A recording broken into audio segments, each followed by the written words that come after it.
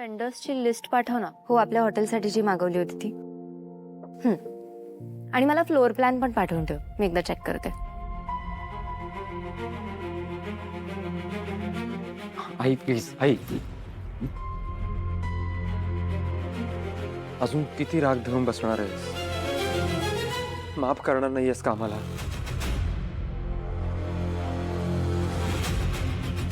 हो, आमचं चुकलं की आम्ही याबद्दल तुला काही कल्पना दिली नाही, पण आता जे झालंय ते बदलणार आहे का?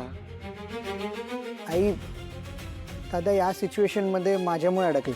तुला सगळं सांगणार होता पण मीच नाही बोललो. तर तुला जी पनिशमेंट द्यायची आहे ती मला दे, दादाला नको. अगं तेजस्विनी, ऐक ना ग माझं. अगं एवढा काही मोठा गुन्हा केला नाहीये ग मुलांनी, आणि त्यांनी जे काही केलं त्यांनी सांगितलं ना का केलं ते म्हणून. आणि तू ऑलरेडी खूप रागवलीयस. आता सोडून दे, आता जाऊ दे सगळं. ते धड तू काही खात नाहीस आणि मुलं पण काही खात नाहीयेत. ह्या घरामध्ये असं दूर माणसं असल्यासारखं वाटतं मला. आणि ह्याच्यामध्ये तुम्ही लोकांनी अबोला धरलाय. मला ना खूप खचायला झालंय तेजस्विनी. आणि मुलं तुझीच आहेत ना ग. मुलांच्या चुका आपण पोटात घालायच्या असतात. माफ कर ग त्यांना, सोडून दे आता. आई, तू ज्यांना मुलं मुलं म्हणतेस ना, त्या मुलांनी मोठा धक्का दिलाय मला. खोटं बोललीयत माझ्याशी, फसवलंय मला. घराच्या बाहेर डोळ्यात डोळे घालून बोलायची हिम्मत नव्हती कोणाची. ती माणसं आज बोटं दाखवून दाखवून चेष्टा करतायत. तोंड दाखवायला जागा राहिली नाही कुठे.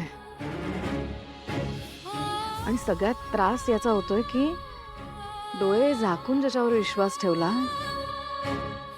त्याने विश्वासघात केला माझा.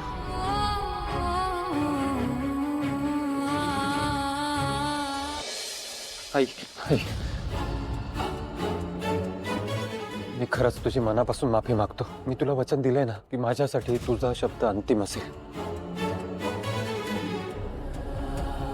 प्लीज माझ्यावर असा राग नको धरूस. आई सॉरी ना, एकदम बसून बोलूया ना प्लीज.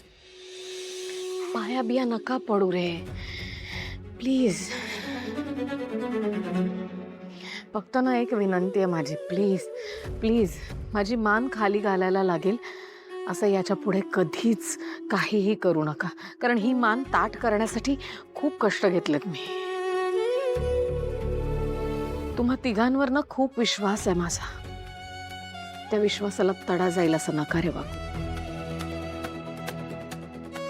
प्लीज. म्हणजे तू माफ केलंस आम्हाला?